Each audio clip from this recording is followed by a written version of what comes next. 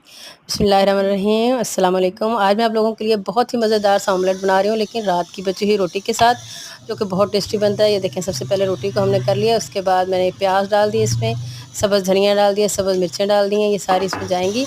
और साथ ही इसमें ये मसाले, कुछ सुरख मिर्च है, हल्दी, गरम मसाला पिसा हुआ और नमक, ये सारी चीज़ें इसमें हम डाल देंगे और इसको हम कर लेंगे अच्छे तरीके से हल। ये देखें, आप बहुत अच्छे तरीके से पहले से हल करें। बाद में मेरे पास ये 2 अंडे हैं, देखें, और ये 2 अंडे इसमें डाल देंगे और इनको हम बहुत अच्छे तरीके से मिक्स कर लेंगे। ठीक हो गया?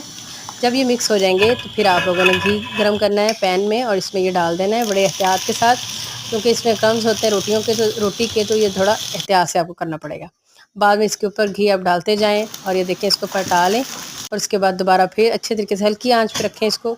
ये बहुत ही मज़ेदार बनेगा, आप यकीन नहीं करेंगे, कोई इसको पहचान नहीं सकेगा ये कैसे बना है, और बहुत टेस्टी बनेगा। इंशाल्लाह आपको अच्छा लगेगा। अल्लाह हाफ़िज़।